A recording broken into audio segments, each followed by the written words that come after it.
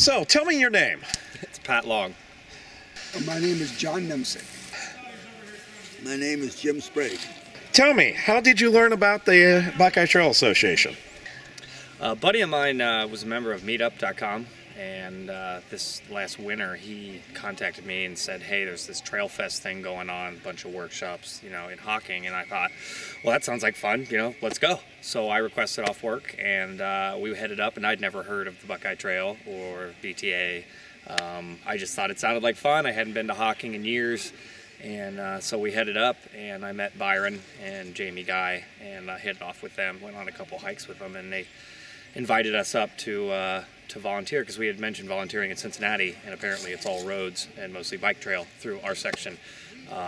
And that was a good excuse to come up and be in Hocking, so I decided to come up for this to help, I thought, maintain trails. I didn't realize I was going to be building an absolute new trail, so that was really awesome.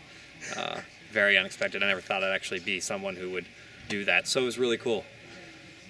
I'm not exactly sure how I learned about it. It might have been through the Dayton Hikers, or perhaps something on the internet or the newspaper. But I first got interested when I heard about Andy Kneecap's going to talk about his hike through the Buckeye Trail. So I went down to Dayton and I saw his presentation. And I liked that. I thought that was something that I could do after I retired. That's a kind of a long story, and it is connected with Emily Greger, who was a past president in the early '80s. There was a group of the Cleveland Hiking Club who were beginning. It was right after the western segment from Cincinnati north to Toledo, and then back east to Cleveland, who had not hiked that part of it. They'd hiked the first trail that was constructed back in whenever that was finished, in the early 70s. Okay. And they wanted to finish it all up, so I joined that group. Not particularly interested in the Buckeye Trail. Who could care? It was just it was the hiking game in town at that point. And so I went out thinking hiking in Ohio was pretty much a joke, but, you know, and discovered it really wasn't a joke. It really was a very fun experience. So why did you decide to volunteer? Well, I really love hiking and being outside, and I've been looking for an outlet to get more involved, you know, and this was the perfect opportunity. It sort of fell in my lap. I was thinking about going down to the Red River Gorge in Kentucky, so I go there a lot, and I just never got in contact with anybody down there. And, you know, running into Byron and Jamie, they kind of just convinced me, like, why don't you come up here and help? And I thought, you know, why not? I thought I would volunteer because that would be a good way to learn about the Buckeye Trail, learn where it is, learn all the ins and outs, learn about the people, the lingo and stuff like that, and learn to go to where to park and get on and off the Buckeye Trail, and to try to figure out a good way to hike it, given the limitations.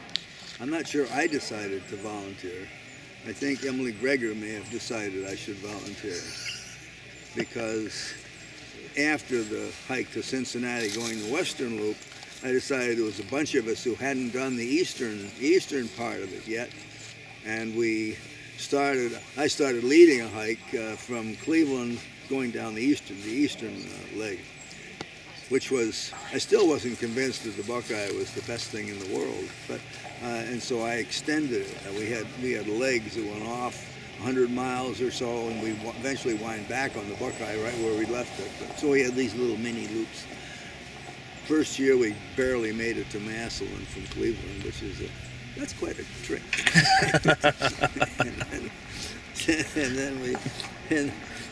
Anyhow, well, once we got a little bit further downstate, Buckeye Trail at that point was in horrible shape. Okay. Blazing was missing. It was just awesomely bad. And I would go back home again, you know, since my primary interest still was the Cleveland Hiking Club. And I go back home again, but I talk to Emily and say, Emily, why do you say there's a trail down there? Why are you so convinced that the Buckeye Trail is there? And she eventually said, don't you think you should do something about it rather than tell me there's no trail down there. Oh. Emily was nothing if not direct, and that's when I got involved. Interesting. So I volunteered from then on. Okay. How long have you volunteered for? Not long. This is actually the first thing I've done. Became a member maybe May. Got my thing in the mail, in my card. Okay. And I haven't done anything. It's the first thing I've done since. I started this year, or early on. I think the first one I went to was West Branch in August, I think. Okay. Well, I think I joined the Buckeye Trail around 1985, so it'd be almost 30 years. Wow. And why do you think the Buckeye Trail Association is important? Well, everybody goes out on these trails and they hike them, and they don't really stop and think that someone has to come out here and, of their own free time, most of the time, fix and maintain and make this look as pretty as it does, and this looks this way because someone took time to come out and make it look this way so that you could enjoy it. Mm-hmm. And I don't think enough people realize that someone actually has to come and do that. So yeah, I thought absolutely. it would be a good idea to get out and help this group, because somebody needs to go out there and do these trails, and we all love them. Mm-hmm. But we can't all love them all the time if some of us aren't out there actually maintaining them, building new ones. Yep. Things like that. So. Well, someone's got to administer it. Someone's got to do the paperwork. Someone's got to coordinate these things. And they just don't happen by themselves, and that takes a lot of tough work for a bunch of underpaid people. Mm-hmm. I'm sure. They pay you at all? Well, the Buckeye Trail Association is a sponsor of the Friends, if you will. Many metro parks have Friends associations, and really the Buckeye Trail Association is the Friends of the Buckeye Trail. That's really the function they serve, and it's to keep the trail operating, to do the legwork that's required, the background work that's required to mount work parties like this. Mm-hmm. Okay, so tell me why you think the Buckeye Trail is important. That's really a tough question. There's really many reasons for its being important. That it is just exactly as the founders said, that there's a lot in Ohio that's worth looking at. Mm-hmm. That's not super beautiful, but it's got all the elements of great art everywhere. Many of our hills have really gorgeous shapes, and the things that, Ansel Adams took pictures. He went to Yosemite, and you get a lot of rocks, and you think that those rocks are what he was taking pictures of. It's not.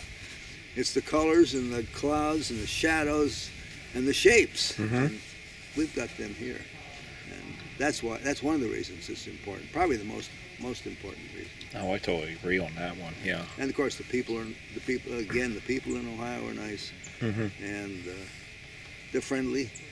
They want to know why you're hiking on their road, because they would never do it, I guess. But that's